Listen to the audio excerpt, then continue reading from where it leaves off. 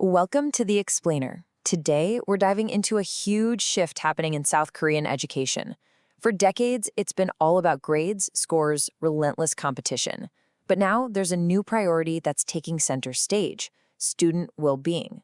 So what's causing this massive change? Let's get into it. To really get why this is happening now, you have to start with the data. And honestly, the numbers, well, they paint a pretty clear and worrying picture of what's been going on. Okay, so take a look at these two graphs. They're from the Korea Disease Control and Prevention Agency. The one on the left is tracking student stress, and the one on the right is tracking depression. The red line is for female students, blue is for male. And what you see from 2015 all the way to 2024 is that despite a few ups and downs, the overall direction is up. It tells a really clear story about a decade of rising mental health struggles for these kids. So, faced with this undeniable trend, educators in Korea and really all over the world are grabbing onto a framework that's been picking up some serious steam. It's called social emotional learning, or you'll hear it called SEL. So what is SEL, really? At its heart, it's all about building emotional intelligence. The idea is so simple but so powerful. Being smart isn't just about what you know from books.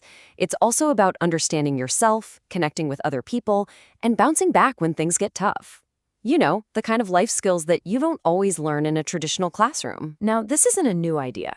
The model that most people use comes from an organization called KSOL, way back in 1994, and it's built around these 5 key areas: knowing your own emotions, or self-awareness; controlling your reactions, which is self-management; understanding others, that's social awareness; communicating well, or relationship skills; and finally, making good choices, responsible decision-making. It's kind of the whole package for being a functional human. And this is where Korea's approach gets really interesting. They took that global 5-part framework and said, okay, that's great, but for our situation, we need something more. So they added a 6th crucial piece: mental health awareness and management. This directly tackles those trends we saw in the data, making mental health a specific, teachable subject. And you should know, this is not just some recommendation or a pilot program in a few schools. No, this has become a full-on national priority, with a very clear, structured plan coming right from the top. I mean, to make this happen, the Ministry of Education has literally reorganized itself. Look at this chart. They've created brand new departments, like this one highlighted here, the Social Emotional Growth Support Division, whose entire job is to roll this out across the country. That's serious commitment. And they have a roadmap. It's a multi-year plan that kicks off this year, in 2024, with pilot programs. Then, through 2026, they hit a leap-forward phase to expand it and build it into the school culture. And by 2027, the goal is to have it fully integrated, connecting what happens in school with what happens at home and in the community. Now, a big question you might have is, with all this focus on feelings and well-being, what happens to academics? Does it take a hit? Well, the research actually shows the exact opposite. Get this, strong SEL programs have been shown to lead to an 11 percentage point gain in academic test scores. Turns out, happier, more stable kids are just better learners. So, okay, we have the data showing the problem. We have a national plan. We even have proof that it helps kids do better in school. But as this slide puts it so well, knowing the theory is not the same thing as living it. For any of this to matter, it has to be practiced every single day.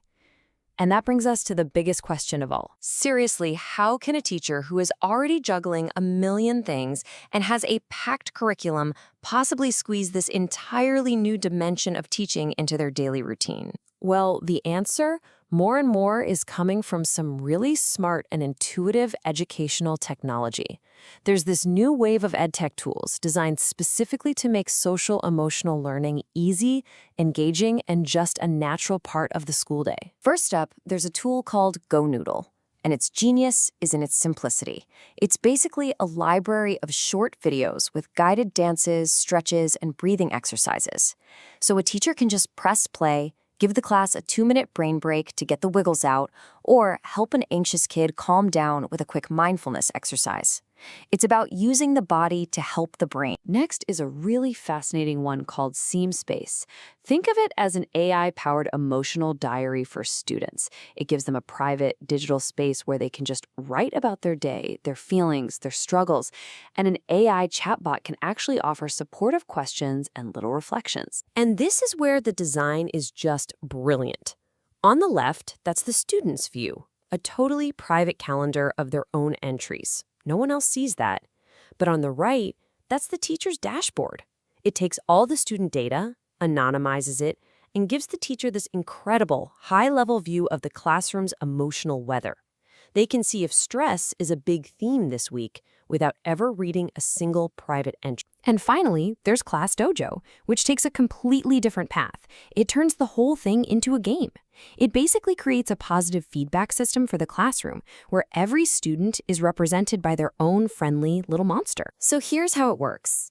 A teacher can award points for specific skills they want to see, like teamwork or persistence or helping someone out. Students collect those points, and then, as you can see on the right, they get to use them to hatch an egg and customize their own little monster. It's this fun, visual feedback loop that directly connects good social skills to a creative reward. These tools are really powerful examples of how you can bring this stuff into the classroom. But they also point to a much, much bigger truth about what it really takes for this to work in the long run. Because what this all shows is that real social-emotional learning isn't a 30-minute lesson. It's not an app. It has to be a continuous practice. It's like a ripple in a pond. It starts with the student, but it has to spread outward to their friends, to their school, to their family, and eventually to the whole community. Everybody has to be a part of it for it to stick. Ultimately, this whole movement leaves us with a really profound question, not just for Korea, but for education everywhere. If the real goal isn't just to teach math or history, but to help build a person, then the most important question we have to ask ourselves is, who are we helping them become?